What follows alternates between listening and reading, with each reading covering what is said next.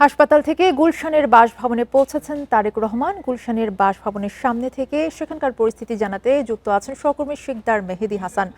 মেহেদী, আমরা যেমনটি দেখেছি যে কঠোর নিরাপত্তা বলয়ে কিন্তু তারেক রহমান তার গুলশানের বাসভবনে প্রবেশ করেছেন এবং তার ফিরে আসাকে কেন্দ্র করে কিন্তু অগণিত মানুষের উপস্থিতি এবং সমাগম আমরা লক্ষ্য করেছি। এই মুহূর্তে তার বাসভবনের সামনে কি পরিস্থিতি রয়েছে?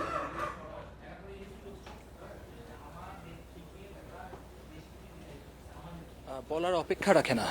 দীর্ঘ 17 বছর 3 মাস প্রবাসী জীবনের অবসান এবং তিনি এয়ারপোর্টে নামা, অর্থাৎ শাহজালাল আন্তর্জাতিক এয়ারপোর্টে নামা, সেখানে খালি পায়ে দেশের মাটিতে হাঁটা এবং মাটি স্পর্শ করে দেখার যে অনুভূতি, সেটাই আসলে অনেক কিছু বুঝিয়ে দেয়। রেইনবো অলরাউন্ডার এক্সটেরিয়র পেইন্ট বাড়ির বাহিরের দেয়ালের সুরক্ষা নিয়ে থাকুন নিশ্চিন্ত, সাথে পাচ্ছেন 10 বছরের ওয়ারেন্টি। এবং সেখান থেকে সংবর্ধনা স্থল এবং মা বেগম জিয়ার পাশে গিয়ে তার খোঁজখবর নিয়ে গুলশানের যে নর্থ এভিনিউ, এখানে 196 নম্বর যে বাসাটি তাদের পারিবারিক নিবাস, সেই নিবাসে কিন্তু অবস্থান করছেন।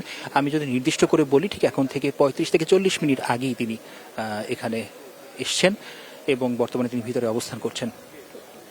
তার এই অবস্থানকে ঘিরে কিন্তু এখানে বেশ একটি নিরাপত্তা বলয় তৈরি করা হয়েছে। অর্থাৎ তার যে এই বাসভবন, এই বাসভবনটির চারপাশে অর্থাৎ 3টি সড়ক রয়েছে, 3টি সড়কই কিন্তু এখানে নিরাপত্তা বাহিনীর বিভিন্ন ধরনের চৌকি বসানো হয়েছে এবং এখানে যারা আছেন, অর্থাৎ যে সকল বাসিন্দারা বা এখানে যারা বসবাস করছেন, শুধু তাদেরকে ছাড়া অন্য কাউকে মূলত এখানে প্রবেশ করতে দেওয়া হচ্ছে না।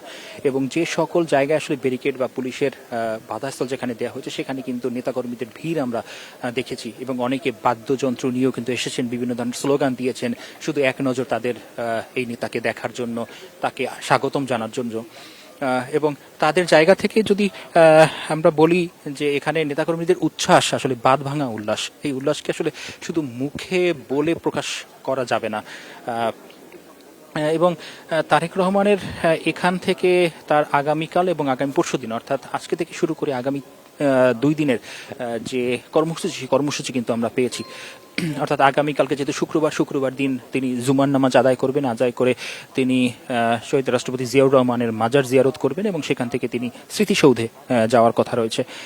এবং তার পরের দিন অর্থাৎ 27 ডিসেম্বর তিনি কিন্তু নির্বাচন কমিশনে যাবেন এবং ইনকিলাব মঞ্চের যিনি মুখপাত্র, অর্থাৎ শরীফ ওসমান হাদির কবর জিয়ারত করবেন এবং তার পাশাপাশি তিনি জুলাইয়ে যারা আহত রয়েছেন তাদেরকে দেখতে কিন্তু পঙ্গু হাসপাতালে যাবেন, এমনটা কিন্তু আমরা এখন পর্যন্ত জানতে পেরেছি।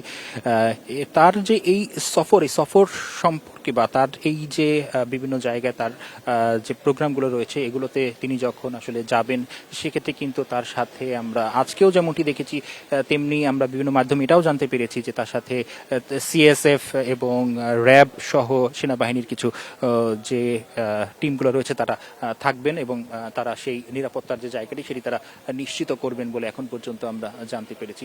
এবং এখনো যদি বলি যে এখনো কিন্তু উৎসুক জনতা সহ এবং বিভিন্ন নেতাকর্মীরা কিন্তু বাইরে অপেক্ষা করছেন এবং তারা একে একে বিভিন্ন ধরনের স্লোগান দিচ্ছেন। হয়তোবা তারা কত সময় থাকবেন সেই বিষয়টা আসলে এখনো বলা যাচ্ছে না, তবে তাদের যে ভিড়, সেই ভিড় আসলে এখান থেকে যাচ্ছে না।